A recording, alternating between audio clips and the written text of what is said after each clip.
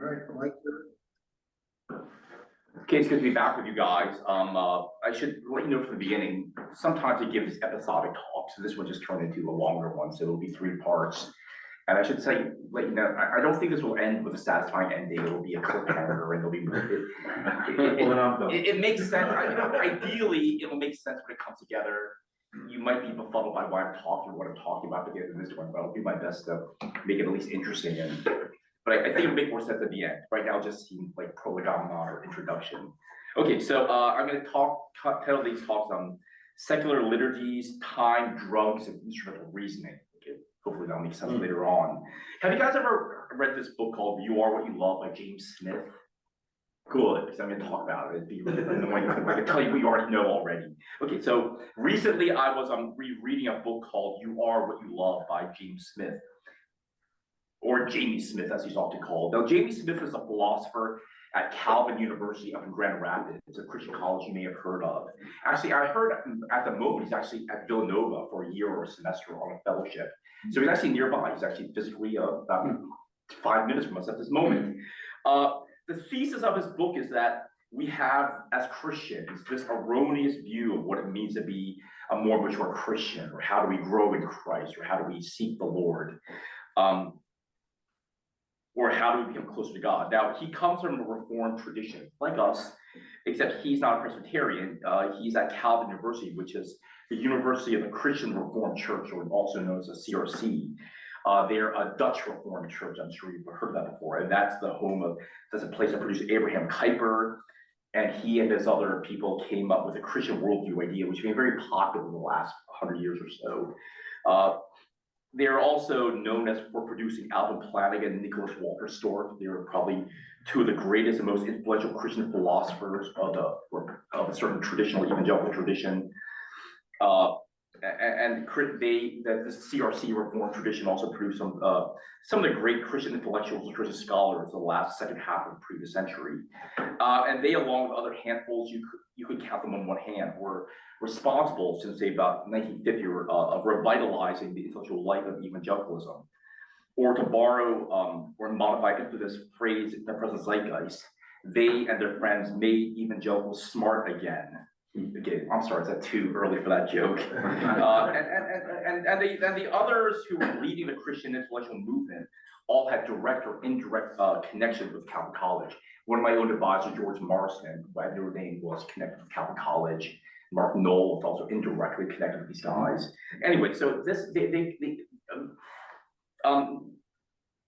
Jamie Smith is coming from a Christian tradition, but Christian tradition that's marked by deep intellectualism and a community of thinkers and scholars. That's the CRC, of the Dutch Reformed Calvinists, the CRC, they were they were brainy Christians.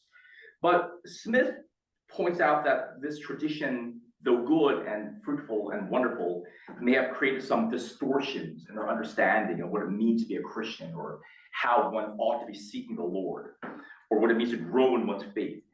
He points out that many Christians, or at least the ones in his circles, maybe not all, but the ones in his circles, seem to believe that the primary faculty, which is another fancy word for a power or a human ability, that we use to get closer to God or become better Christians is the mind, or the brain is the organ that we use primarily to grow in our faith. Now, given his background, it would make sense that he thinks that's the distortion. That's what we mostly do. I would say this to other Christians, what are you talking about? We're all anti-intellectual. Well, in his narrow circle, he's around brainy Christians, and he is one. I mean, the image that he uses is that we act like we're brains on a stick, or we're giant lollipops. You know, all brain and just a tiny little body that's barely attached. Or mostly we're brains with minds, and that's how we connect with God. That's a tool we use to get to God, and the rest is really negligible. Again, this is no wonder a surprise with the tradition he's coming from. And I would like to think this distortion goes way beyond the CRC. It probably describes you and me as well. So the CRC, the Dutch Reformed, are known as being the brainy Christians. Clearly, I would think Presbyterians are also leaning heavily into the brain as a faculty, the organ that we use primarily to get closer with God. Again, Presbyterians are kind of that way. I also go to Presbyterian church, and my pastor is a part-time professor at a seminary. And I always joke that our church really feels like a lecture hall. Like, you know, you lecture Monday through Friday and you kind of lecture on Sunday. And I love the guy. But it's kind of funny because the average lecture I give is 50 minutes. His sermon's 41 minutes. You know, my students sit in rows of chairs that face me behind the lectern. We all sit in rows of pews. We face him behind a pulpit. You know, it feels a lot like a classroom. And you know, if you're a really, really good Christian, you got your Bible out, you got your notebook out, you got a pen and your multiple color highlighters, just like my good students, you know. So we really lean into the idea that good Christians are smart Christians, or good Christians are studious Christians. I imagine that's not too far from your world as well. After all, what are we doing here? Once a week, you invite people like me to come and give you lectures. So, and we think this makes us godly, which I think it does. You know, but yeah, the CRC, the Presbyterians have a lot in common. We think, oh, there you go, you're taking notes. And how many former professors, educators do we have in this room? Yeah, I mean, it's a common plight that afflicts all of us. I mean, it's a good thing that we're smart, but you know, there might be some distortions that we think that can think our way to God. Again, how do we simply think we ought to spend our time as aspiring godly men? What should we do? Well, you know, we ought to read a Christian book. I mean, I wonder if that's the first thing that comes to mind. Or study some theology, or, you know, or do stuff like this. Nothing wrong with that. I mean, I do this for a living, but Smith might have some points that maybe we lean into, not to take away the brain part, but maybe we lean too heavily on the thinking cognitive part. Again, now not that there's anything wrong with this, but Smith is gonna build an argument from the Bible, from Aristotle and Aquinas, that that's simply not how human nature works. That's not how Christians operate as humans or Christians. Brains are important for sure, but he's saying that we're actually guided by hearts, not our heads. You know, you're supposed to do the right thing, but you know, if your heart's not in it, you're not gonna do it. Or conversely, you know you should not do a thing intellectually, and you know you're not supposed to do it, but you do it anyway. Like, I know I'm not, he uses junk food and exercise as a good example. I know I'm not supposed to eat junk food. I know I ought to exercise.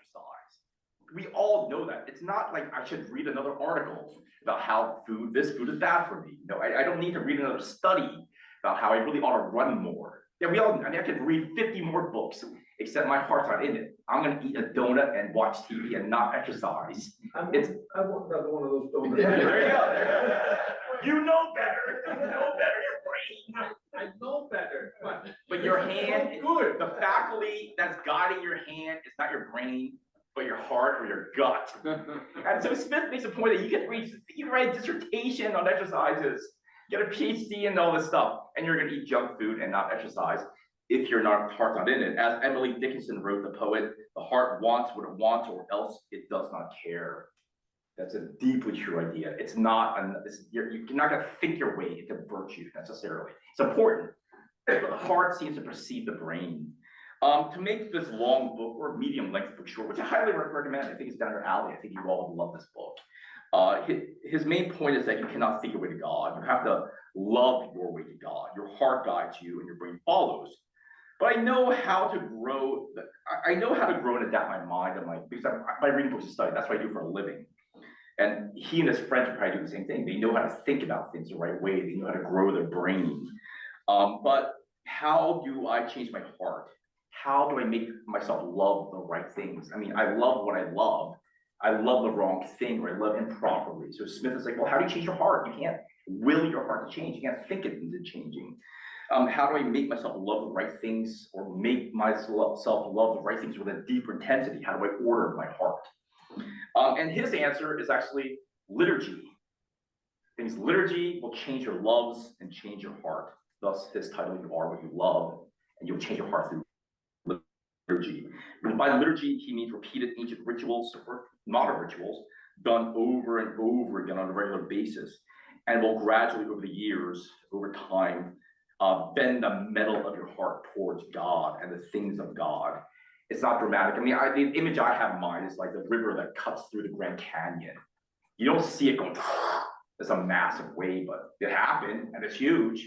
You can't actually see it. It's gradual, it's slow, it's like erosion. It's like tectonic plate shifting. You don't really see it happening, but it's always going on. And your heart will almost imperceptibly change unconsciously. Liturgy makes us fall in love with God and things of God, and habits train our hearts, loves, and affections appetite. It's a kind of training that happens over time. Again, like exercise. You don't start dieting one day and lose weight in 2 days, boom, dramatically. It's slow. You barely see it unless you compare yourself and exercise as well, and your body will be conditioned to change. He gives a point that, I mean, this is a really good story, which I really find deeply encouraging. He's talking about how he loves junk food, he's exercising, he read books, he knew better, his wife would sort of nag him about getting better. And one day he decided to give it a shot, so he ate kale and started running up hills. And people would ask him, hey, how's the kale? How do you like running? He goes, I hate it. I feel awful. But, he knew better, so he kept at it, And someday one asked him, how'd you like to run? And he said, it felt good. He's like, did I just say that? And he got to the point where he realized his body became habituated towards doing good things. And after a while, his heart started to appreciate doing good things. I'm not sure if you have this experience, but our bodies are designed by God to move and exercise and eat good food. But we've distorted it by being slothful and eating junk food all the time. And we kind of like that. But if you align your body or harmonize your habits towards what God intended, you will actually start to like things, because that's what God designed us to do. And thus with liturgy, we are, in many ways, we don't like to be godly, but if we train ourselves to be godly, you may hate it at first and resent not being able to sin as much as you liked, but your heart will then grow to love that which God had designed you for, because that is a natural state of how we should be. So that's his basic argument. Liturgy in the church, in our lives, should be ubiquitous, almost invisible, like the air that we breathe.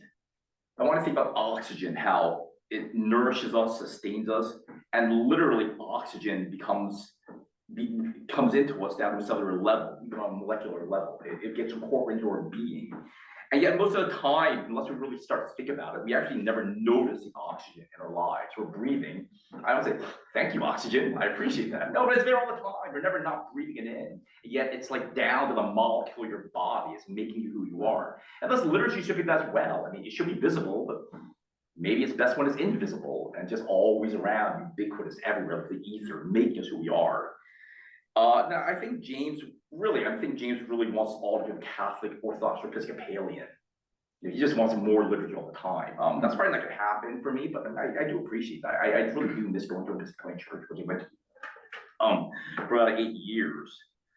That's all good, but I want to think about the opposite. If there are really godly liturgies that shape our being on an unconscious level, given the perverse person I am, I thought I want to think about what are ungodly liturgies. Because I think they're also ubiquitous, and there are probably more ungodly liturgies that we practice in than godly liturgies. So, and I want to think about the really invisible things that we do that probably affect us on a cellular level, on a deep level, like oxygen. That is, I think, likely we perform unconscious habits and rituals on a regular basis that probably pull us away from God and shape and mold our soul in simple ways. Or to put it away, I think there are things we do on a daily basis that are invisible, that poison us and deform us. And the obvious ones are there, the simple things we might do or not do. But I want to focus on those strange things that are there, but we don't actually know what they are. So I'd like to, I think with the next 3 classes, I'd like to focus on 3 secular liturgies. I mean, there are actually many secular liturgies, they'd be innumerable, but I want to focus on these 3 because they're weird and strange and probably elude us. First one, I want to talk about time. Time. Now, I'm gonna get a little philosophical here, I won't do this too long, but we are beings that exist in time at 3-dimensional space. We cannot even begin to conceive any sort of existence absent of time. We exist through the passage of time, and you can't escape, you can't freeze time, you can't escape time, the forward movement of time. So on the one hand, time is a given. It's foundational as really anything could be. It's like gravity. It's not a social construction. We don't imagine time. It's just there. You're not going to escape it. On the other hand, I'm going to argue that the way we think of time is also socially and historically constructed. How we experience time and how we think about time is actually something that's kind of made up. It's a historically contingent thing that we have. And that time, as we presently understand it, my watch, what we're doing right now, to be on time, is a relatively recent human invention. I'm not going to argue that eventually, not this class or next class, that the way we think of time radically, or any kind of time, it radically alters and affects and shapes our understanding of reality, and most importantly, our understanding of God and creation and our relationship with God. Okay, so I want to talk about ancient time, and that's where we're going to end this class. I'm going to talk about modern time in the next class. Okay, so Ancient and modern and pre-modern people's understanding of time. We're talking about the history of time.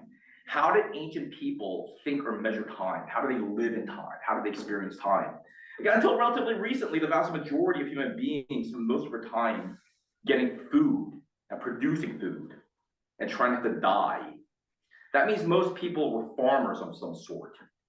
Now, in order to be a farmer and not starve to death and die, you need to measure the seasons and times of the year.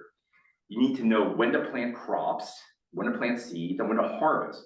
You know, when to water, when to irrigate. As far as I know, every ancient civilization developed some kind of sophisticated calendar. For example, New Mexico, we have the remains of the Anasazi sun dagger calendar. It's still there. We still have the remains of it. It's basically like, we missed it for a long time. It looked like it's big, like some odd little sculpture in the ground, and these big spirals carved into the stone. And for the longest time, we knew it was there. We just didn't know what it was. We just saw those pretty pictures carved into a wall.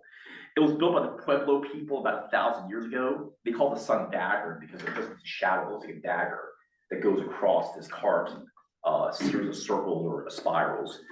The sun dagger uses sunlight to mark the seasons and the passage of time. It's like a giant sundial that measures not time of the day, but the time of year. During the summer solstice, a dagger of light appears at the center of the large spiral at noon on the summer solstice. During the spring and fall equinoxes, the winter solstice, the dagger of light moves to a particular picture on this big wall carving that's massive, and again indicating what time of year it is. It was actually discovered in 1977 by an amateur woman named Sophia Sofair. She's an artist, not an archaeologist. And it took her a lot of time to convince people. She'd been just watching this as an artist, and she realized, wait a minute, this thing corresponds to the time of year it is. And so she tried to tell a lot of archaeologists, professional historians, what this was. It's not just a pretty picture. It's not just a sculpture. This is actually a calendar.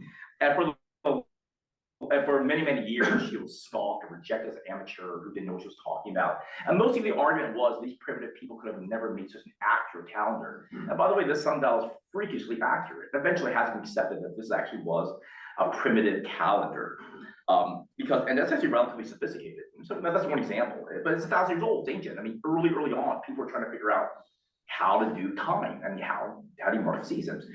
Ancient Egyptians organized their calendar according to the cycle of the moon and the movement of groups of stars across the sky. Again, and this allows them to predict when the Nile would flood, which was essential for agriculture. They had 360 days a year, or off by 5. And that means things got screwy every few years. So it was always a struggle to figure out what time of year it was. They had a pretty thick bureaucracy of what we might call astrologers, stargazers. And their main job, they were the elite of the elite. And they were essential. I mean, their main job was to figure out what day of the year is it? And again, it wasn't just one and done. Because they were off by 5 days, every year they would be more and more off. And if you're really, really off, you're going to die and starve because you don't know when to plant your seeds. You don't know when the Nile's going to flood. They were incredibly important and elite, essential beings in their society. Later, the Egyptians had 2 separate calendars. They had a lunar calendar and a solar calendar, and they were not in sync. The sun gave you more or less a time of year. It's 365 days a year. We know that. They didn't know that. Because it takes 365 days to have the Earth make a full rotation around the sun. We know that. They didn't know that. And the moon gives you what we know as a month. That's why we have months. From full moon back to full moon takes 29.5 days.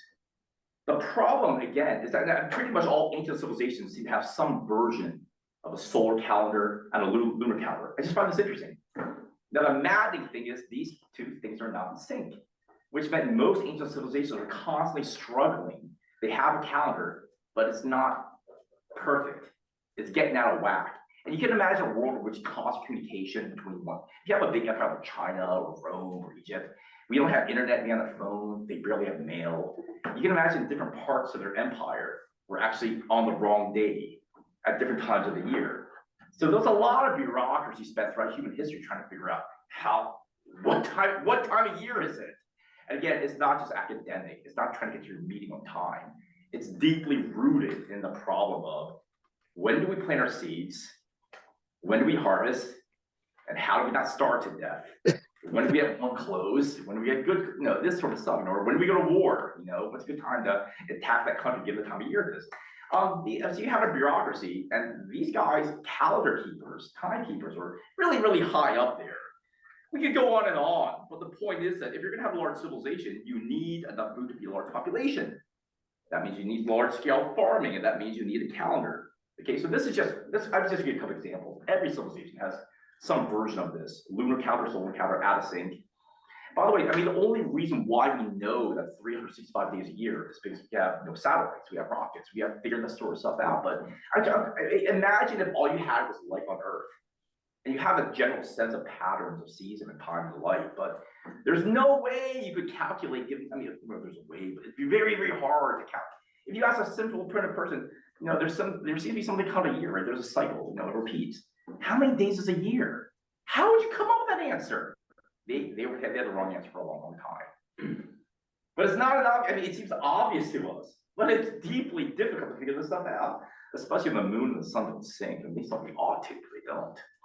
And even now we have leap year, so we have to make adjustments periodically. Otherwise, we're really out of sync. Okay, so a few observations. Yeah, it's hard. How do you figure out what year it is, what time of the year it is?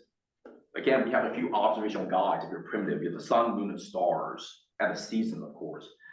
But again, the very life of civilization depends on a few experts trying to read the origins and signs in the heavens. I think that's interesting. That's why often religions point to the gods living in heaven. Second, in every civilization, if you notice, religious festivals are organized around the calendar. Almost every pagan religion has the summer solstice religion, equinox. And almost all the religions orbit around certain harvest days, certain darkest night of the year, the longest day of the year, something like that. So the calendar does two essential things for the ancient people. It tells you when to plant, when to harvest, stuff like that. But it also tells you perhaps even more importantly, their minds, when to worship your gods, how to properly worship your gods, and what time of year to do with that, because it's essentially important. And I think the two things, they might be the two most important things in your life: eating and when to worship and how to worship. Third, every ancient religion, the gods are closely bound to the heavens. The sun is Apollo's fiery chariot. Lightning is from Zeus. The seasons come from the goddess Demeter. In Zoroastrian religion, I believe Ahura Mazda is like their sky god with wings flying around the heavens. Again, it seems to be no wonder that almost every religion I know of puts her gods in the heavens. And I think it's no surprise, and partly I think the answer is because they were looking to heavens to figure out how not to die.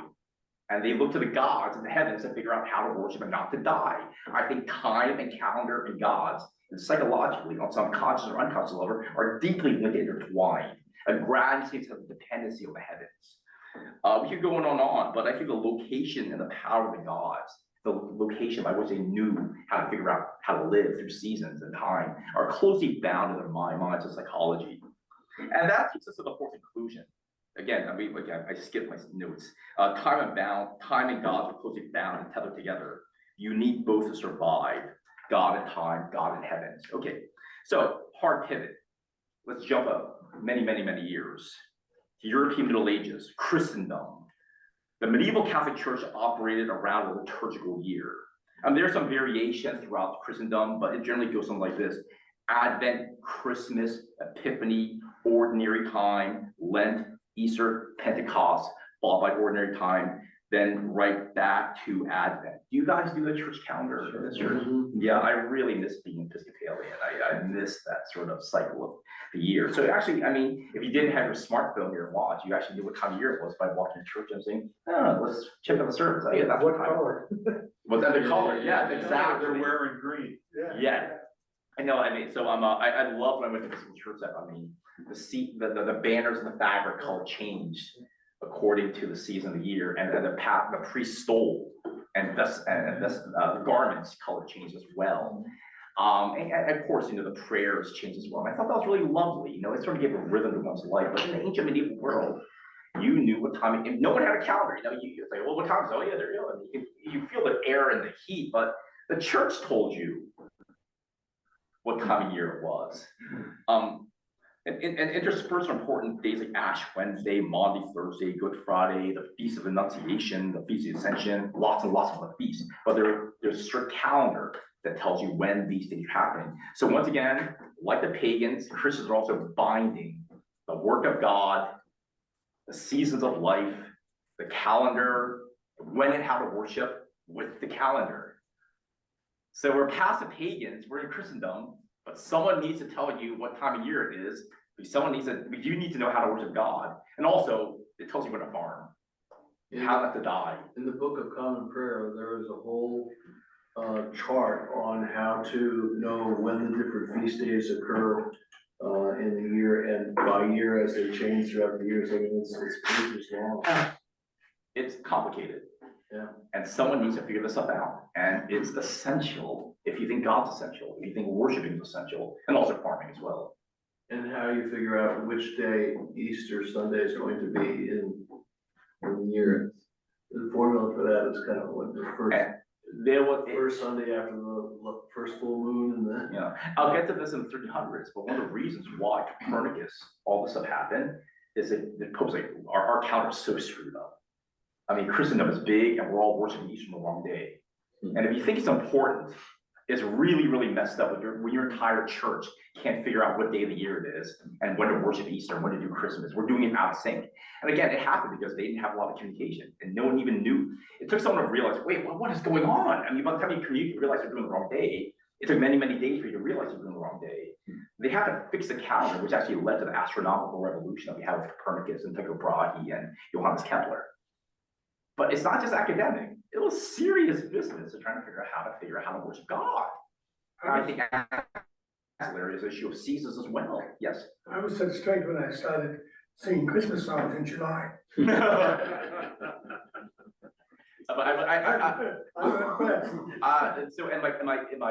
colleagues are setting up Christmas decorations around the offices, and my other historian colleague and I keep saying, technically it is not Christmas season, it is Advent season. So it isn't appropriate for us to sing Christmas carols. This is wrong. you're one of those. Yeah, I'm one of those. Yeah.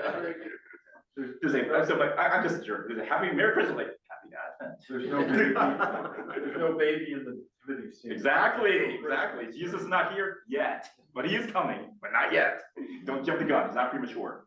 Yes. Okay. So, I mean, even the way you mark the time of year after Christendom, what years are right now? 2024 AD. Pardon me for interrupting, but a friend of mine is a devout Catholic, and his comment is the appropriate greeting right now is not Merry Christmas, but Penitent Advent, you miserable sinner. You say Advent, I'll add that as well. I'm gonna print a big sign, Merry Christmas. No, He gets invited to a lot of Happy parties. Advent. I'm gonna get that quote, you penitent miserable sinner. Yeah. I'm gonna get the quote. But what year is it right now? It's 2024, right? Obvious. No, it's AD, which, as you know, is Anno Domini, year of our Lord. So even if you want to know, what year is it in the Middle Ages? That's 1300 AD. Means 1365 years since the Lord was come into our world. I mean, you can't even say what year it is without liturgically being reminded. Now it's Common Era. I know. So I know. And you did that. The secular historians did that. So it's BCE, before the Common Era, and now CE. So until they make me do otherwise, I'll stick with Anno Domini. I might just start adding year of our Lord instead of do the shorthand, just to remind people that what year it is. But what year is it? It's been that many years since Christ came to our world. I mean, again, like a liturgy. I mean, I don't think about it all the time. Oh, Jesus came, but I mean, these little things that sort of keep reminding us of who we are. And so again, I want to think about what is the mental life of someone in the Middle Ages. I mean, I don't think having deep theological reflections all the time. Maybe they are. Maybe should give more credit, but think of the year, year of the Lord. Go to church. Time, God. I mean, my life is tethered and completely dependent on time. Where does time come from? Who tells you what time it is? The church. I mean, as a hypothetical, the church disappeared and pop up a lot, just disappeared. I would be lost for lots and lots of reasons, but I would also not know what time of year it is. This was a true church bells would ring at certain times. Yeah, exactly. Yeah. Yeah, so get to the next time, but yeah, I'm running out of time here. What? No, it's fine. It's plenty of time. Okay, well, yeah, so I actually, but next time I was gonna get to that, but okay, so if you're an average medieval person, I want to flesh that more, but you can't help but thinking about, okay, so you're a medieval person, you need to know what time it is. Where's your sources? Sun, stars, moon, and church. These things tell you what time it is. And again, let me emphasize again, you need to know what time it is and know how to live your life. You're a being that goes through time, marked by time, and your time in church. There's a close association with God for the pagans and the Christians. There's a close association with God and nature, God and the heavens. By the heavens, I don't mean the heaven above heavens, I mean the literal heavens. And God is controlling nature, God, and it's a kind of grace. It's a gift. God is giving you harvest, God is giving you plants, God is giving you rain, God's also giving you the stars of the heavens to tell you what time it is. Mediated through the church who interprets these things to tell you what time it is. And so you can't imagine your life without God. In other words, God owns time. Time is godly and is all around you. Now, what I'm going to jump to, and also the bells. I'll get to this next time, but I mean, we don't have watch. I mean, so I talk about seasonal time. Next time I talk about the hours of the day. The hours of the day were godly because the church bells rang to tell you what time of day it was. It was like it was a soundscape of your life. And it's around noonish time. I heard some bells. Yeah, that's around. Now the bells were there to tell the monks and priests when to pray, but the sound goes wide. So even if you're not a monk or a priest, you get the after effects or the side effects of what the church is doing to tell the monks and priests when to pray. And you know, oh, the bell's ringing, someone's praying for me. The church is in order, the church is operating. It's like the sound radiates throughout the village to let you know that God is there. What I'm gonna get to later on is that later on we invented watches. This is before mechanical clocks, tick tock, tick tock, tick tock. And I think the invention of the clock radically secularizes our lives and rips time away from God, rips time away from nature, and puts it on your wrist and on your phone. And that's a kind of liberation from God, not in a bad way. And I think that's just kind of sex. So we go from a godly liturgy, time literally is godly liturgy, in a sense. And now we have a new liturgy given to us by Apple. Thank you. There you go. We're enslaved to our watches. Good timing. We used to be enslaved to God in a good way. Now we're enslaved to our watches. And I think that affects the way we look at the world. But more of that next time. So, not being a historian as you are, but thinking about, it seems like an exception to what you're saying about that a time we should, when to plant, when to harvest, things like that, is the chronicles of the different kings and things like that. I mean, that's like, this is what happened in the reign of whoever. So that's looking at history, that's looking at, a time period. Yeah. So is that an exception to what you're saying, that for most people, time was just, when to plant, when to harvest? Oh, no, you still need years to tell. It's more than just, it is when to plant with harvest, but it also marks out history. Yeah, I don't think it excludes the other. Okay. Yeah. One is what happened, one is what to do. So the time is more about what am I supposed to be doing now, not what happened in the past. But certainly though, you need time and years to mark out where you've been coming from when things happened a long time ago. Yeah, absolutely. I don't think it's exception. I think it's just a different function of time. And then, although we often lump prophecy in with foretelling, where it's as much, this is what God wants us to be doing right now, the Old Testament prophets, but there is this prophetic, what's coming. I was just reading from Isaiah 11 yesterday about the coming Christ and things like that. So yeah, but sure. I mean, but God's not very specific, but God is one who's going to master of time. Things are coming in the future, and God is in control of that. how do you feel about God having such a different perception of time? Yeah, this is totally in the realm of speculation, but I think Augustine talks about this a little bit, perhaps, but God doesn't exist. We exist in linear time. Perhaps God does. He doesn't exist. Yeah, perhaps God does not exist in linear time. Like There's Chronos time and there's Kairos time, right? yeah, God's time, Kairos time is not linear. It's up to him, he chooses the time. yeah. Or either way, like God can I can only see this many degrees with peripheral vision, but I can't see what's behind my head, and I can't see stuff beyond that wall. But clearly, God is not limited to this range of vision, and he's not blocked by walls. So God can see all things in an instant. Well, can't God experience all time in an instant? But even the word instant itself assumes linear time. So what if time doesn't exist for God? It's all boom there. But we're mediated through our experience through past, present, and future, and the forward motion at a regular basis. What if God's not limited by that? So sometimes when I pray for someone, I pray retroactively, I tell myself that God is not bound by time or space. Native Americans who revere their ancestors would refer to their ancestors who've gone before them as the timeless ones. I also know something. I was asking a friend of mine who's Native American, who's Tarleton. I asked him, why is it when I watch Native American documentaries, they speak about their ancestors in the present tense? I said, yeah, that's just how they think about it. They don't think about someone who, they don't think that, he said the way they think about it is this ancestor of ours died 8,000 years ago. They say, well, whether you died 80 years ago or 1,000 years ago, it's kind of like the past, but it's kind of compressed.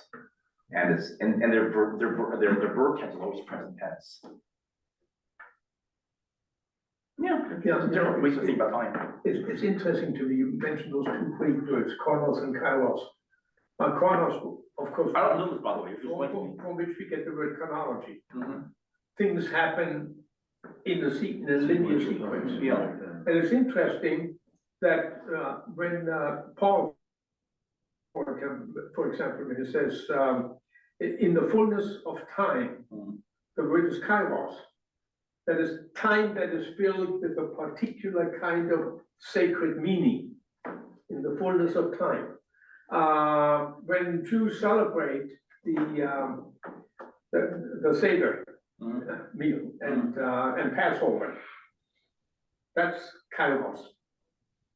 It happened at a particular point in history, chronologically, but it is Kairos time because God is there in a particular significant kind of way. Is that the definition of Kairos time? Yeah. It's like a sacramental time. When God is there in a very delicate way. So that's a meaning of Kairos time. I've never heard that distinction before. Okay. The fullness of time is referred often to the birth of Christ, so that in the fullness of time, Christ came into the world, which was God, said when the time is right. Yeah. Who he's the one who decides when the time is right. Yeah. That's the fullness of time. Meister Eckhart does an essay on that. Who's like a sort of a mystic monk, but he does an interesting essay on what does it mean to be, what does the fullness of time mean to us? Yeah. It's interesting to think of Advent in that it's both an anticipation of what's to come, but it's also ordering how we should live right now today. It's not just my birthday's coming up in whatever time, but that doesn't really order my days leading up to it, but Advent does. Yeah.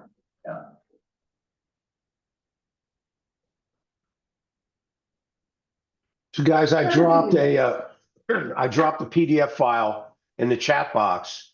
That's the church calendar graphic that Joe Modica uses regularly in his class, and I find it helpful. I keep it close by so I could pop it on my screen as needed. Anyway, it's in the chat box. So Frank, if when you circulate the recording, might be able to send that along as well. That would be great. Let me download it here. You got it. Thank you. I didn't know where I put it. I have that problem. I wonder if our perception of time might be one of the distinctive features that makes us in the image of God. I think most animals don't really understand history too much. I mean, maybe some higher animals do, like elephants, but my daughters had a guinea pig, which I loved, and it's cute, but it is the world's stupidest animal. And I was told that it has a memory of like 3 days. And my younger daughter had a hamster that was even cuter, and it had a memory of maybe like 8 minutes or something. So it like forgets, you have to love it constantly, otherwise you're a stranger to it every 2 days. Maybe I'm becoming a hamster. No, but Very cute. There we go. yeah, that's right. Okay, I got it up. Uh-huh. That way it's in it was in the video. But you know, even our understanding of like, Turtle, slowing down. I am self-conscious of I envy their bodies and the youth and their lack of pain. But I realize they're almost like hamsters. They live in the moment and they can't help it. Their frontal cortex isn't fully developed yet. But one day they will not. I mean, it's harder as the years start stacking up in their lives. You just have a larger sense of, this is my 51st Advent of my life. You know, this is my 52nd Christmas of my life. You know. And there's layers in our lives that change our perception of things. I wonder if that's a gift from God. Yes. In the earlier part of your presentation today, you used the word liturgy Yeah. several times. Yeah. And I was curious how you define liturgy, or different kinds of liturgy. Yes, I'm being very liberal with my use of liturgy, but I mean liturgy simply as repeated acts that shape and mold our minds and souls and hearts. So I'm going to use a secular liturgy as well. So I think I don't think they're formal liturgies. I think I can define them broadly, you know. Does it come close to rituals? Yeah, well, rituals, absolutely, rituals would be another word. Yeah, not come close, it is rituals, yes. And some rituals are intentional and ancient, and some rituals are new. And some are intentional, or some are just kind of habituated over time, yes. And you also talked about the tension when you talked about Calvin. Yeah. And a lot of people have often talked about Calvin and Grand Rapids as the Vatican of the Reformed Church. Yes, it is. Yeah, it is. But a lot of emphasis in terms of the philosophy and so on there on mind in tension with heart. That reminded me of something. A dear friend of mine and her late husband were in the first Presbyterian Church of Bethlehem for 20 years together. She was one of the pastors. He was very involved in the life of the church. And then she went on and did a doctorate at Princeton, and her first job was at Lancaster Theological Seminary. So they moved west from Bethlehem into the Lancaster area. And before they moved, he said to her, do we have to go to a Presbyterian church? And she said, well, late now. No, why do you ask? He said, you know that I grew up in the Episcopal Church. And then I walked away from the faith and from the church for a bunch of years. Then I came back. And I've spent the last 20 years marinating my brain in the Presbyterian Church. I want to get back to the liturgy of the Episcopal Church to touch my heart, the other side of my brain. So they went to the Episcopal Church, and Sally said, the preaching was good, so we were there for 10 years. But this, there's something about the liturgy, and I've gone a number of times in the last 2 years to an Episcopal service. There's something about the common prayers that are shared through the community that have long histories behind them. Yeah. Scripture passages for particular chronological places, but also Kairos times. Yes. I still Very, can't very get used to interesting. the sermon in our services at a different time now. It's Yeah. driving me nuts. You were nuts before. We sermon, prayer, we're done. Right, it was, I think they called it the Philadelphia liturgy, wasn't it? Yeah, we talked about that. Where the whole service, the former way that we did it, the whole service built up to the sermon. Yeah, Whereas that's not a traditional liturgy. no, It's, you have the sermon and then the offertory and a number of other things are your response to God's yeah, word. Whereas that isn't the way it used to work with the Philadelphia preachers. yeah. I think rituals as such in literature can be it's also dangerous. It will drive you away because somehow your mind is repeating all this. After a while, it becomes a common thing and your heart is not really in it. Yeah, there's two ways to Your look. heart yeah. and soul is not in it. You want to get over with, oh, Yeah. yeah, this is next, this is next, this is next. You see it in segments of a worship Sure. where it becomes meaningless. It's box checking. Yes. Like do these things, That's I exactly like what God, it it does. But repetition is helpful because I know when, Sure. simple example, like, our music minister knows a lot of different hymns and there'll be a new hymn that we haven't sung before in church.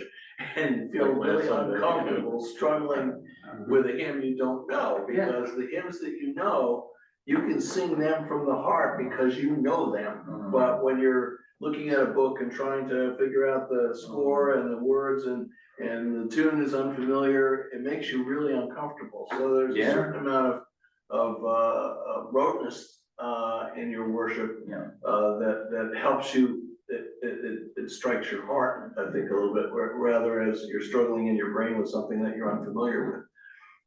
The next time we say the Our Father, it's a prime example. Yeah. How many times in my life have I said, rattling off, okay, next is the hymn, and while I'm doing that, I'm not necessarily talking about myself, but I'm talking about myself.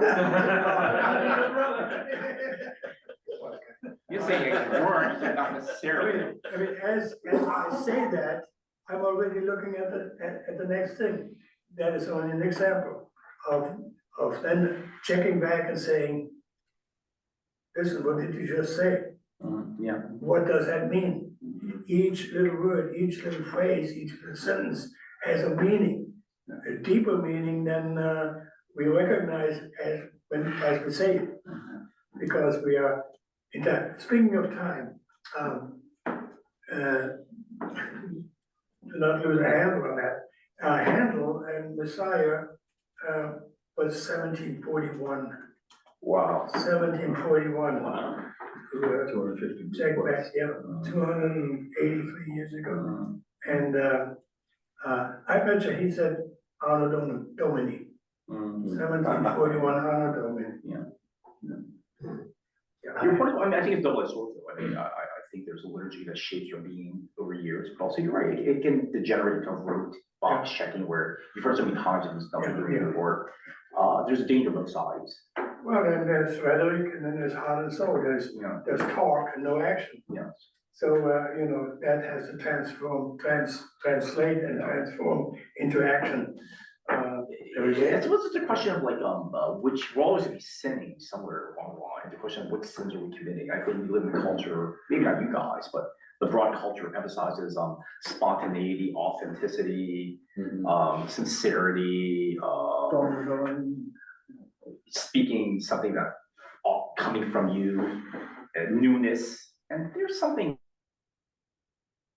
when the only measure of validation or the truth of something is, or you're spontaneous or authentic or genuine, is it coming from extemporaneously? All right, there's a place for that, but if that's all there is, there's sort of shallowness or faith then.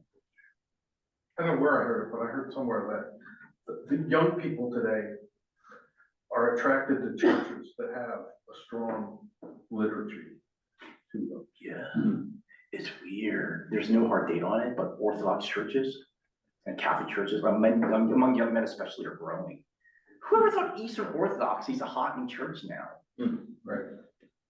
And there's something big, I think they're weary of the shallowness of pop churches that look like a Taylor Swift concert. Also, the men have a predominant place in some of those churches, and so maybe. That's true. Yeah. I want to be part of something where I rule. That's a good point. Yeah. That's not all of it, but certainly part of it. You know? That could be. I remember wondering about, why devout Catholics would, go to, to mass every morning and thinking, once a week is fine with me, and I don't have to go. But then I was talking with a friend of mine and said, it's how I start my day, reminding myself who I am. And I thought, okay, I like that. Hit the floor, jump in the shower, get dressed, make coffee, and I'm off, and it's later in the day, if at all, that I'm thinking, okay, I'm a child of God, and that kind of stuff. So I can see that being meaningful. And then I remember I had a college roommate of mine, and we went to in Lewisburg, and he would always read the Apostles' Creed and the Lord's Prayer. And I remember asking one time, and Jim, why do you do that? I mean, you like you said, you prayed it or, spoken it a number of times. He says, because if I just am saying it from memory, I might be thinking about what I'm gonna do that afternoon or whatever. Look at the pretty girl who's sitting over there or something. He said, when I force myself to read it, then I'm more kind of present with it, and it's centering on it. So I've been trying to do that more often. And you still looked at the pretty girl. I still have a pretty good, as long as it's someone in the alto section. I'm allowed to look. Well, talking of pretty girls, my wife gets up at 5 o'clock every morning and spends an hour praying. Wow. Spiritual direction and practicing what she preaches in a sense. And I think it's fantastic. Could you get an extra hour? Yeah. That'll steal the cover for that hour. If you would close this in Sure, prayer. I would love to. Sure. Lord, you are master of time, master of the heaven, and you live in the heavens above heavens, and you direct our lives. And we are radically dependent upon you every minute of the day, every moment that goes by. And the time you give us is a blessing. You make us aware of time. That is a blessing. And with time comes wisdom, and we appreciate all and are grateful for all the things you give us. Thank you for the liturgies that we live by. May we take advantage and lean into those liturgies, and may we be conscious of the way in which we are being formed by the good things and the way we're being deformed by bad things, Lord. In Christ we pray, amen. Amen.